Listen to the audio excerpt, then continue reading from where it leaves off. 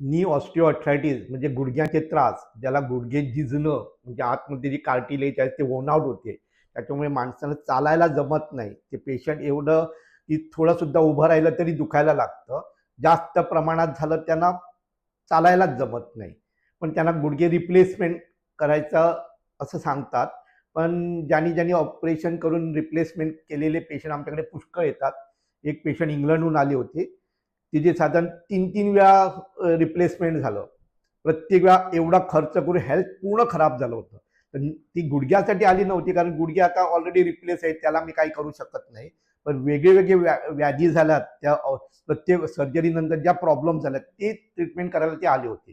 तर गुडघ्यांचा प्रॉब्लेम हा फार मोठा प्रॉब्लेम आहे. पण आमच्या हॉस्पिटलमध्ये त्याला शुअर ट्रीटमेंट आहे, विदाउट एनी डाऊट. तुम्ही शेकडो व्हिडिओज बघू शकता. शेवरिना कार्डोझो म्हणून तुम्ही व्हिडिओ बघू शकता आमच्या वेबसाईटवर. ती भयानक कंडिशनमध्ये केस होती. गुडघे पूर्ण झिजलेले आणि अशा कंडिशनमध्ये तिला माझ्याकडे आणलं होतं, उचलून खुर्चीवर घालून उचलून आणलं होतं. तिला काहीच जमत नव्हतं. जमिनीवर पाय लावायला जमत नव्हतं. म्हणजे जसे पाय खुळखुळा झालेले तसं पायाची दशा झाली होती.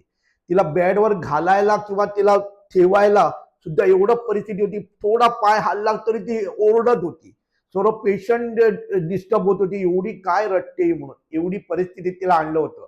आमच्याकडे पूर्ण कोर्सेस ऑफ ट्रीटमेंट घेतली. तिने प्रत्येक महिन्याला 10-10 दिवस येऊन उपचार घेत होती. एवढी नॉर्मल झाली की आम्हाला अजून ती येऊन भेटते.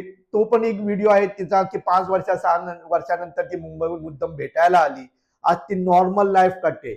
आता मुंबईहून कितीतरी लोकांना ती घेऊन येते आपल्या बरोबर आणि ते ट्रीटमेंट करायला स्वतःच्या खर्चाने घेऊन येते. मग त्यांना ट्रीटमेंट करायला लावते.